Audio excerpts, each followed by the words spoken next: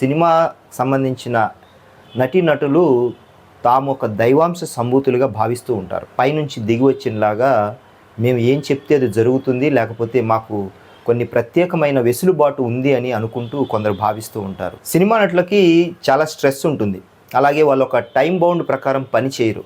Round the clock పనిచేస్తూనే ఉంటారు. ఒక్కోసారి మన దేశంలో పనిచేస్తారు, అలాగే ఇతర దేశాలకు వెళ్ళినప్పుడు ఆ దేశాల సమయానికి అనుకూలంగా పనిచేస్తూ ఉంటారు. అయితే ఈ స్ట్రెస్ నుంచి బయటికి రావాలని కొందరు, అలాగే సినిమా అవకాశాలు లేక డిప్రెషన్కి వెళ్ళిన వాళ్ళు మరికొందరు తరచుగా డ్రగ్స్ బారిన పడుతున్నారు. మరి ఇది కావాలని చేస్తున్నారో, అలవాటు కొద్దీ చేస్తున్నారో, లేకపోతే మమ్మల్ని ఎవరు పట్టుకోలేరనో, లేకపోతే పట్టుకున్న బయటకు వస్తామని అనుకుంటారో తెలియదు. కానీ సినిమా వాళ్ళకి ఎక్కువగా డ్రగ్స్తో సంబంధాలు చాలా ఎలాగ మనం వింటూనే ఉన్నాం. చాలామందిని కేసుల ద్వారా, ఎంక్వైరీ ద్వారా చాలామందికి వాళ్ళను అరెస్ట్ చేయడం కూడా జరిగింది. అయితే వీళ్ళు రోల్ మోడల్స్గా ఉంటూ సమాజానికి, ముఖ్యంగా యువతీ యువకులకు రోల్ మోడల్గా ఉండి సమాజాన్ని బాగు చేయాల్సిన వాళ్ళు వీళ్ళే డ్రగ్స్లలో దొరుకుతూ ఉంటే ఇక యువతీ యువకులకు వీరిచ్చే సందేశము, అలాగే యువత కూడా పాడైపోతుంది. తమిళ్లో ఎక్కువగా సినిమాలు తీసే శ్రీకాంత్ పేరుతో, శ్రీరామ్ పేరుతో నటిస్తున్న నటుడు డ్రగ్స్